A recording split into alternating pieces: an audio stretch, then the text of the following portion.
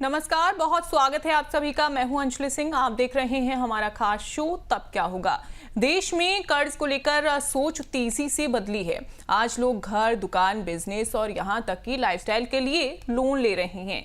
लेकिन एक बड़ा सवाल अक्सर नजर आता है कि अगर कर्ज लेने वाला इस दुनिया में नहीं रहा तो क्या बैंक दरवाजा वारिसों के घर खटखटाएगा? क्या विरासत में मिली प्रॉपर्टी के साथ कर्ज भी मिलेगा? और कानून इस बारे में क्या कहता है? आज तब क्या होगा में इसी अहम मुद्दे को विस्तार से हम समझेंगे। ऑन द शो देखिए क्या बात होगी। सबसे पहले हम उस पर नजर डालते हैं। मौत के बाद कर्ज की कानूनी स्थिति आखिरकार क्या होती है, इस पर बात होगी। वहीं वारिस की जिम्मेदारी आखिरकार कितनी है, इसको भी हम विस्तार से समझेंगे। प्रॉपर्टी बनाम पर्सनल लायबिलिटी आखिरकार क्या है और साथ ही इसको भी हम विस्तार से जानेंगे। वहीं गारंटर और को एप्लीकेंट की भूमिका आखिरकार क्या होती है? एस्टेट प्लानिंग से कैसे बचेगा परिवार, ये भी जानना जरूरी है। एस्टेट प्लानिंग नहीं की क्या प्रॉब्लम हो सकती हैं, और एस्टेट प्लानिंग की तो देखिए परिवार किन मुसीबतों से बच सकता है। सबसे पहले समझते हैं राजेश की कहानी, जिनके निधन के बाद कैसे उनका बिजनेस बंद हो गया। मेरठ के मदन लाल ने बिजनेस के लिए बैंक से 80 लाख रुपए का कर्ज लिया था। 1 साल तक ईएमआई भरने के बाद हार्ट अटैक से उनका निधन हो गया।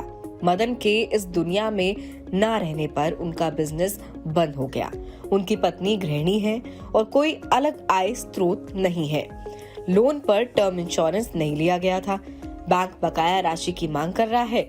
ये कर्ज कैसे चुकाया जाए, पत्नी अब समझ नहीं पा रही।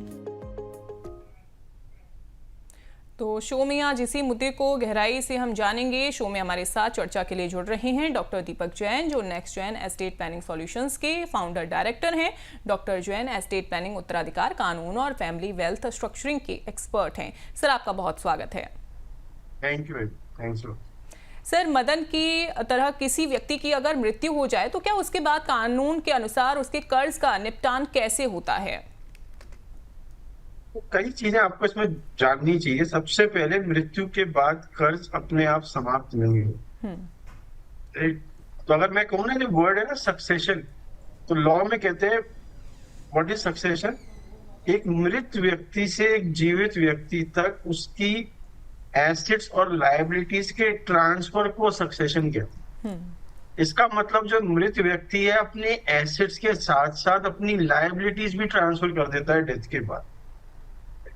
तो जो आपने ये केस दिखाया, इसमें जब उस व्यक्ति की मृत्यु हुई मदन की, तो जो उसने लोन लिया था वो लोन भी ट्रांसफर होगा। पर पहले ही आपको देखना पड़ेगा कि ये जो लोन है किस पे ट्रांसफर होगा। ये ट्रांसफर होगा जो उसने एसेट्स छोड़े हो। ये किसी व्यक्ति पे ट्रांसफर नहीं होगा। तो जो उसकी एस्टेट है, जो उसने संपत्ति छोड़ी, उसमें से ये लोन पेएबल होगा और बाकी एसेट्स डिस्ट्रीब्यूट होगा। सपोज मदन का केस में लेता हूं, उसने 80 लाख की एक लायबिलिटी छोड़ी और उसकी टोटल जो नेटवर्थ थी वो 1.5 करोड़ रुपए की। तो बैंक अपना 80 लाख रुपए लेगा और 70 लाख रुपए उसके लीगल एज में बढ़ जाए। पर सपोज उसने 80 लाख की लायबिलिटी छोड़ी और एसेट्स खाली 40 लाख के थे, तो बैंक केवल 40 लाख ही वसूल कर सकता है, बाकी 40 लाख बैड डेट हो जाएंगे। इसका मतलब ये हुआ कि मृत्यु के बाद कर्ज समाप्त नहीं होता, लेकिन उसकी वसूली मृतक व्यक्ति की छोड़ी हुई संपत्ति के अगेंस्ट ही करी जा सकती है। बिल्कुल। तो क्या सर वारिसों को अपनी व्यक्तिगत आय से कर्ज चुकाना पड़ता है? नहीं, वारिसों को अपनी व्यक्तिगत आय से कर्ज नहीं चुकाना पड़ता। मैं फिर रिपीट करता हूँ, आपके बच्चों के पास आपका कर्ज उतना ही ट्रांसफर होगा जितने की आपने उनको एसेट्स दिए हुए हैं अपनी डेथ के बाद। राइट? तो आपके बच्चों की या वाइफ की या स्पाउस की, माता पिता की पर्सनल लायबिलिटी नहीं है, पर अगर उनको कोई संपत्ति आपसे मिल रही है अधिकार में मृत्यु के बाद, तो वो संपत्ति के ऊपर कर्ज जुड़ा रहे।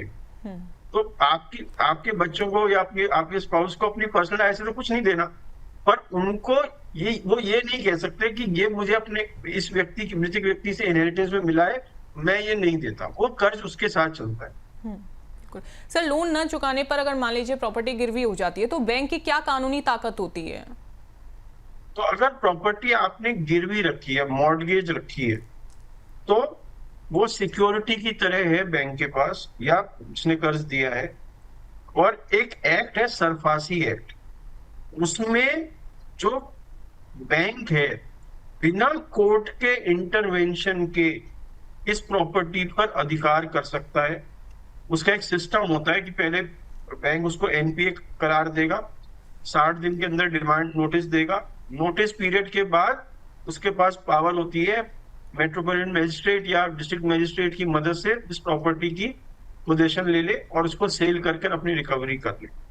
तो अगर आपने प्रॉपर्टी गिरवी करी दी है या आपने मॉर्गेज करी है, तो जो सरफासी एक्ट है वो बहुत पावरफुल हो जाता है कि वो प्रॉपर्टी का पोजेशन दे सकता है जिसने आपको कर्ज दिया, अगर वो बैंक है तो।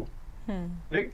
तो गिरवी प्रॉपर्टी पे सबसे पहला राइट क्रेडिटर का होता है, चाहे आप जीवित हो चाहे आपकी मृत्यु हो गई तो।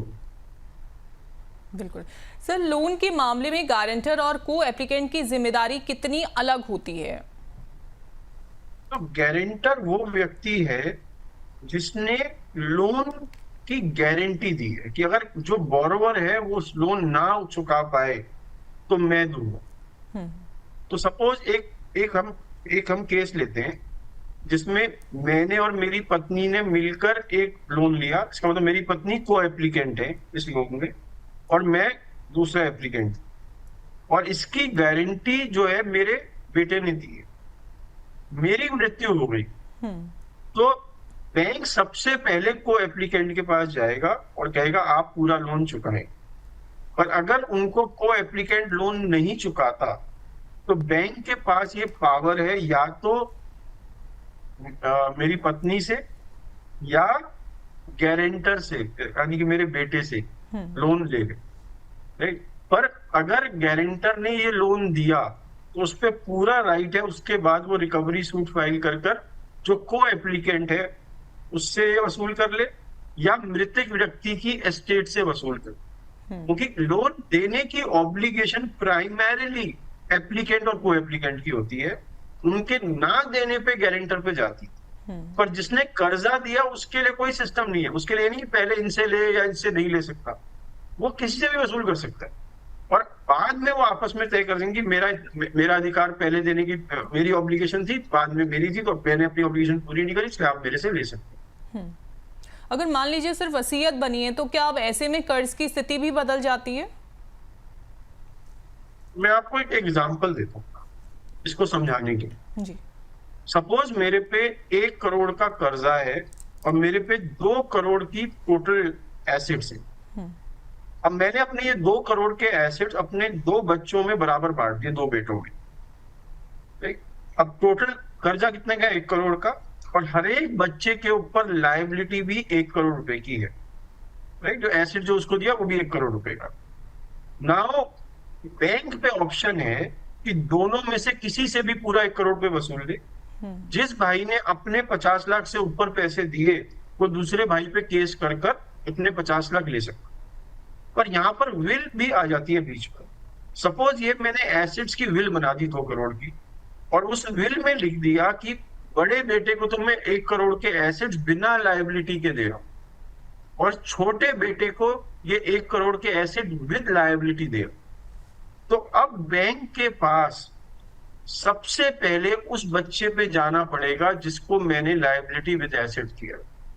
अगर एक रीजनेबल टाइम में वो उस पैसे को रिकवर नहीं कर पाता तो वो दूसरे बच्चे के पास जा सकता है, बड़े बेटे के पास, कि तुम लो।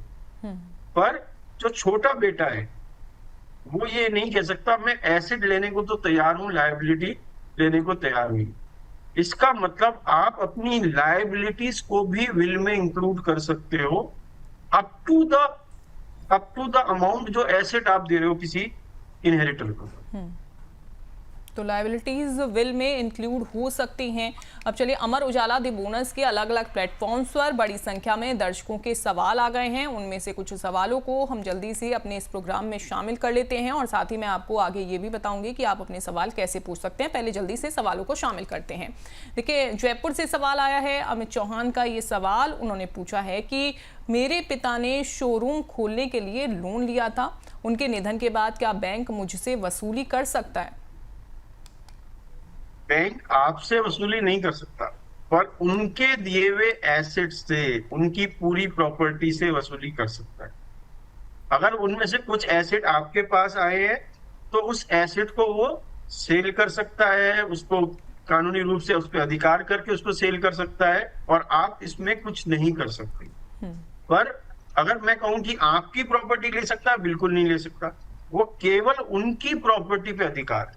इसमें एक और चीज है, अगर उन्होंने ये जो बैंक से लोन लिया था, इसमें कोई प्रॉपर्टी मॉर्टगेज करके लिया था, कोई सिक्योरिटी दे के लिया था, तो पहले उसको उस सिक्योरिटी को सेल करके लोन पूरा करना पड़ेगा, उसके बाद वो बाकी प्रॉपर्टीज पे जा सकते।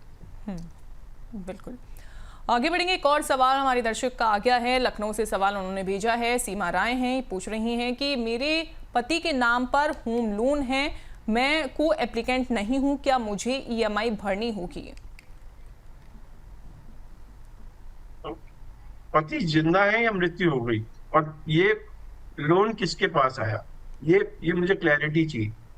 क्योंकि अगर पति जिंदा है और होम लोन उन्होंने लिया है, आप को एप्लीकेंट नहीं है, तो आपके ऊपर कोई ऑब्लिगेशन नहीं है इस ईएमआई को भरने की। पर अगर पति की मृत्यु हो जाती है और आपके पास ये घर आ गया, तो आपकी पूरी ऑब्लिगेशन है इस लोन को रीपे करने की, अप टू द अमाउंट जो घर की वैल्यू है, नॉट बियॉन्ड दैट। तो सर, इसमें फिर को एप्लीकेंट होना जरूरी भी नहीं होगा, ईएमआई फिर भरनी पड़ेगी आफ्टर डेथ? अगर आपके पास घर आया है, अगर घर आपके बेटे पे गया है तो वो भरेगा, राइट? तो वो घर के साथ चल रहा है वो लोन, राइट? तो इंपॉर्टेंट ये कि जिस एसेट के अगेंस्ट लोन दिया गया था, वो एसेट किसके पास गया, ठीक है, और उस एसेट के अगेंस्ट ही ईएमआई भरी जाएगी। उस व्यक्ति के अगेंस्ट कोई वो नहीं है, दायित्व नहीं है भरने का। जी। भोपाल से सवाल अब रवि पांडे का है। उन्होंने पूछा है कि अगर प्रॉपर्टी की वैल्यू लोन से कम हो तो क्या बाकी रकम वारिसों से ली जाएगी? मैंने पहले भी बताया, प्रॉपर्टी का जो लोन का जो इनहेरिटेंस है, वो खाली एस्टेट ऑफ द डिसीज तक सीमित है। जितनी उसने प्रॉपर्टी छोड़ी वहीं तक लोन है। अगर लोन में वो केवल लोन उसी के नाम पे, आप ना को एप्लीकेंट है ना आप गारंटर है, ये बात बिल्कुल स्पष्ट होनी चाहिए। तो अगर आप ये दोनों नहीं है, तो जो मृत व्यक्ति है उसका जो लोन का ऑब्लिगेशन है उसकी प्रॉपर्टी तक सीमित है, उसके आगे नहीं जाता। इसके लिए इसका मतलब हुआ कि बाकी लोगों को, बाकी वारिसों को से रकम वसूली नहीं जा सकती अगर उन्होंने उतने एसेट्स नहीं पाए जितने की लोन की ऑब्लिगेशन। बिल्कुल। तो रवि और अमित की तरह अगर आप भी अपने सवाल देखिए पूछना चाहते हैं तो आप अपने सवाल कैसे पूछ सकते हैं, बहुत ही आसान सा तरीका है। जल्दी से वो प्रोसेस आप जान लीजिए, फिर आगे हम चर्चा को बढ़ाएंगे। और देखिए, आपको एस्टेट लिखना है और उसके बाद अपना सवाल टाइप करना है 9354027995 पर हमें व्हाट्सएप कर देना है। इसके अलावा यूट्यूब के जरिए, फेसबुक के जरिए, एक्स हैंडल के जरिए भी अपना सवाल आप पूछ सकते हैं। और यूट्यूब पर हमारे शो के डिस्क्रिप्शन में हमने डॉक्टर जैन का नंबर भी दिया हुआ है, मेंशन किया हुआ है। अगर आपके मन में एस्टेट प्लानिंग से जुड़ा हुआ कोई भी सवाल है या कोई डाउट है, आप डायरेक्ट उनसे कॉन्टैक्ट करिए। चलिए, अब चर्चा को आगे बढ़ाएंगे। सर, अगर कोई संपत्ति ही नहीं छोड़ी गई हो तो बैंक क्या फिर कर सकता है? क्या बैंक के पास कोई ऑप्शन है? अगर कोई संपत्ति नहीं छोड़ी गई तो बैंक के पास कोई ऑप्शन नहीं है।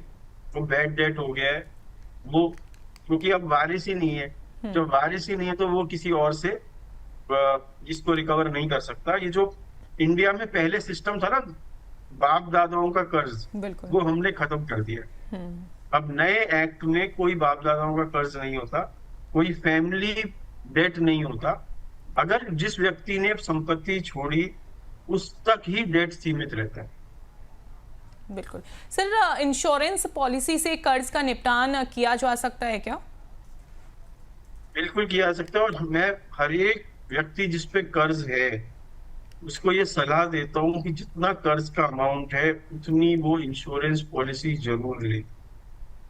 नॉर्मल टर्म प्लान ले या लोन प्रोटेक्शन प्लान ले, राइट। और इस इस पॉलिसी में वो या तो जिसने लोन लिया है उसके नाम वो असाइन कर सकता है, या इसको अपने नॉमिनी को देने के बाद अपनी विल में कह सकता है कि इससे जो पैसे आएंगे वो इस कर्ज को चुकाने में जाएंगे। आप दोनों तरह से कर सकते हैं और करना भी चाहिए, क्योंकि हम लाइफ इतनी अनसर्टेन है, हमें अपने बच्चों के लिए संपत्ति छोड़ के जानी है, कर्ज छोड़ के नहीं जाना। बिल्कुल। तो कर्ज को अवॉइड करने का बेस्ट तरीका क्या है? आप जितने का कर्ज ले उसको मैच करें लाइफ इंश्योरेंस पॉलिसी में, और इसमें जो सबसे अच्छी पॉलिसी है वो टर्म प्लान। तो एक टर्म लाइफ इंश्योरेंस पॉलिसी जरूर ले अपने आउटस्टैंडिंग लोन के बराबर, और अपनी विल में लिखें कि इसके पैसे केवल उस लोन को चुकाने में जाएंगे। लोन चुकाने के बाद अगर कुछ पैसा बचता है तो वो इस तरीके से बांटा जाए। बिल्कुल सर, एस्टेट प्लानिंग देखिए बहुत ज़्यादा ज़रूरी है, और अभी तक जिन्होंने नहीं की है आप कहते हैं कि सही समय यही है कि अभी उसे कर लें। लेकिन सर, क्या एस्टेट प्लानिंग से कर्ज विवादों से बचा जा सकता है? तो एस्टेट प्लानिंग का मतलब सिर्फ विल नहीं है, डेट की मैपिंग भी है। कौन सा लोन है, किस एसेट पर है, कौन गारंटर है, कौन नॉमिनी है, क्या इसके अगेंस्ट इंश्योरेंस है या नहीं है, राइट। विल में आप एग्जीक्यूटर बनाते हैं, पर एग्जीक्यूटर बनाने के बाद आप उसे कहें कि पहले मेरे लोन पास आप पे करेंगे मेरी डेथ के बाद, और इस प्रॉपर्टी के को सेल कर या इस प्रॉपर्टी से ही इस लोन को पे करोगे, या आप डिफाइन कर सकते हो विल में, राइट। तो बहुत जरूरी है एस्टेट प्लानिंग में केवल संपत्ति बांटने की योजना नहीं बनाओ, परिवार के कर्ज को कैसे दिया जाए आपकी मृत्यु के बाद उसकी प्लानिंग भी आप पूर्व में करके रख सकते हैं, और ये जरूर करनी चाहिए। क्योंकि मैं अपने बच्चों को एसेट्स तो देना चाहता हूँ, लायबिलिटी नहीं देना चाहता। और अगर लायबिलिटी है और मेरे बाद वो जाएगी तो मैं पहले से ही सिस्टम बनाना चाहता हूँ कि उसका वो कैसे चुकाई जाएगी अगर मैं नहीं रहा बाई चांस। बिल्कुल, और सही तरीके से एस्टेट प्लानिंग करना बहुत ज़्यादा ज़रूरी है। चलिए, कुछ और दर्शकों के सवाल आ गए हैं, उनमें से कुछ सवाल जो आए हैं हमारे अलग अलग प्लेटफॉर्म्स पर, उनमें से कुछ सवालों को हमने शामिल किया है। दिल्ली से सवाल नीलम गुप्ता का है। उन्होंने पूछा है सर कि क्या नॉमिनी कर्ज के लिए जिम्मेदार होता है? नॉमिनी का काम क्या है कि वो एसेट ले और बांटे, बिल्कुल, राइट। वो तो ओनर है ही नहीं। अब मैं आपको एक केस बताता हूँ। सपोज मेरे पे म्यूचुअल फंड है और मैं उसका नॉमिनी हूँ, और उस व्यक्ति की मृत्यु हो गई जिसने कर्ज लिया, तो बैंक या कर्ज जो क्रेडिटर है उस पर पूरा अधिकार है कि वो मुझे कहे कि ये म्यूचुअल फंड के जो पैसे हैं ये परिवार में ना बांटे जाए, हमें दे दे। और ये बात लाइफ इंश्योरेंस पे भी लागू होती है। इंश्योरेंस में मैंने कहा ना बेनिफिशियल नॉमिनी होता है, पर बेनिफिशियल नॉमिनी के होने के बावजूद क्रेडिटर का राइट रहता है। अगर आप लाइफ इंश्योरेंस पॉलिसी में क्रेडिटर से बचना चाहते हैं कि मेरी डेथ के बाद जो मेरे जिनसे मैंने कर्ज लिया है वो लाइफ इंश्योरेंस की पैसे ना ले पाए, तो आप मैरिड वुमन प्रॉपर्टी एक्ट का यूज कर सकते हैं, जिसमें कि आप एक पॉलिसी खरीद सकते हैं अपनी लाइफ के ऊपर, जिसमें या तो अपनी वाइफ या अपने बच्चों को बेनिफिशियरी बना सकते हैं, और इसको मैरिड वुमन प्रॉपर्टी एक्ट में डाल दें तो क्रेडिटर्स का इस पे कोई राइट नहीं रहेगा। तो हर एक इंडियन को एक पॉलिसी जरूर लेनी चाहिए मैरिड वुमन प्रॉपर्टी एक्ट में, जिससे कि कल को अगर आप कर्जा छोड़ के जा रहे हैं तब भी आपके बच्चे और स्पाउस को एक फाइनेंशियल सिक्योरिटी मिले आपकी डेथ के बाद। बिल्कुल।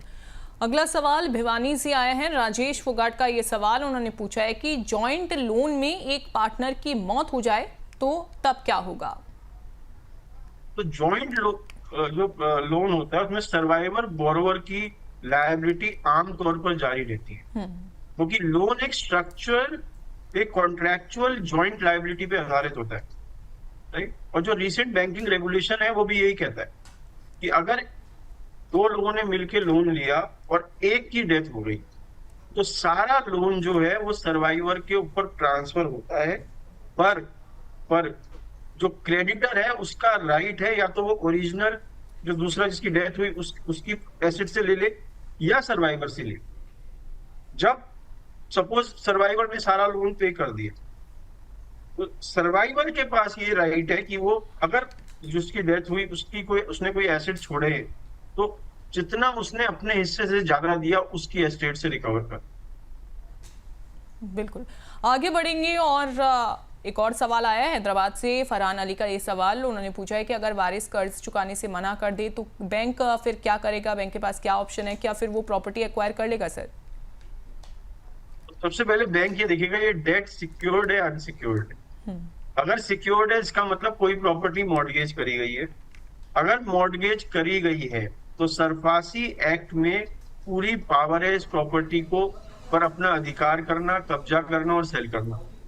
अगर गारंटर है तो वो गारंटर के खिलाफ भी जा सकता है, राइट। अगर प्रॉपर्टी डेथ के बाद किसी लीगल रिप्रेजेंटेटिव के हाथ में आ गई है, जैसे एग्जीक्यूटर के हाथ में आ गई है, तो बैंक एग्जीक्यूटर के अगेंस्ट जाकर इस प्रॉपर्टी को रिकवर कर सकता है, राइट। पर अगर प्रॉपर्टी नहीं है और कर्ज है तो बैंक किसी से नहीं वसूल कर सकता, वो बैड डेट हो जाता। तो उम्मीद करती हैं आपको अपने सवाल का जवाब मिल गया होगा। सर, परिवार को सुरक्षित रखने के लिए लोन लेते समय कौन सी कानूनी सावधानियां जरूरी हैं? तो सबसे पहले लोन डॉक्यूमेंट बिना पढ़े साइन ना करें। सबसे पहले देखें बोरोवर कौन है, को बोरोवर कौन है, गारंटर कौन है, क्या क्या क्लॉजेस डाले हुए हैं जिसने जो आपको लोन दे रहा है, राइट। प्रॉपर्टी के मॉर्टगेज क्लॉज और डिफॉल्ट कॉन्सिक्वेंसेस को समझिए कि अगर डिफॉल्ट होगा तो क्या होगा, राइट।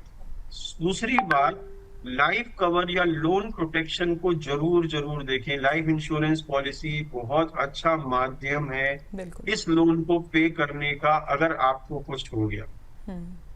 तीसरा, स्पाउस और बच्चों को कम से कम इतना तो पता हो कि लोन कहाँ है, आउटस्टैंडिंग कितना है, पॉलिसी कौन कौन सी है, डॉक्यूमेंट कहाँ पर रखे हैं, कल को ये लोन अगर ऑब्लिगेशन आ गया क्या मैंने इंश्योरेंस कराई है, अगर इंश्योरेंस कराई है क्या उसका पैसा मिलेगा या नहीं मिलेगा, मिलेगा तो कैसे यूज होगा। तो ये बहुत सारी इंपॉर्टेंट। तीसरी चीज, बिजनेस जो लोन्स हैं उसमें पर्सनल गारंटी बहुत सोच समझ के दो, क्योंकि जैसे ही आपने बिजनेस के में लोन लिया और पर्सनल गारंटी दी तो आपकी लायबिलिटी अनलिमिटेड हो जाती है up to that loan, right.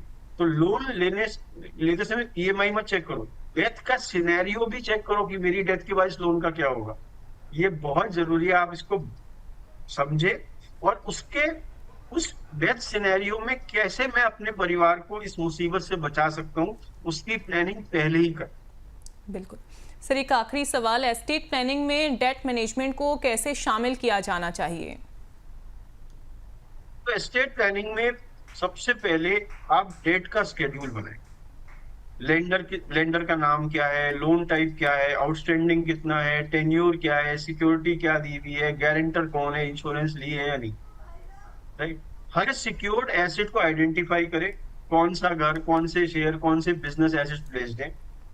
Will में एग्जीक्यूटर को अथॉरिटी दे कि वो लोन को पे करने के बाद बांटे, किस लोन को पे करने के लिए कौन से एसेट को वो यूज करे ये उसको क्लियरली बताएं।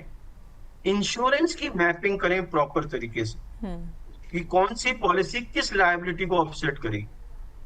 अपनी फैमिली को डॉक्यूमेंट्स दीजिए, लोन के एग्रीमेंट दीजिए, सैंक्शन लेटर्स दीजिए, इंश्योरेंस पॉलिसीज दीजिए, नॉमिनेशन की डिटेल्स बताइए, विल और टाइटल डॉक्यूमेंट्स बताइए कि ये चीजें हैं, क्योंकि इंफॉर्मेशन का अभाव ही सबसे बड़ी प्रॉब्लम होता है। आपने एक सिस्टम बनाया पर उसको आपने देने का तरीका नहीं बनाया। दूसरा, एस्टेट प्लानिंग में जो इन्वेस्टमेंट, सक्सेशन और डेट सेटलमेंट को एक साथ प्लान करें, है ना। मेरे बाद मेरी इन्वेस्टमेंट कैसे जाएगी और मेरी लायबिलिटी कैसे जाएगी ये भी आप प्लान करिए, राइट। एस्टेट प्लानिंग में फाइल में एसेट लिस्ट जितनी जरूरी है उतनी ही लोन लिस्ट भी जरूरी है और उसकी प्लानिंग भी जरूरी है।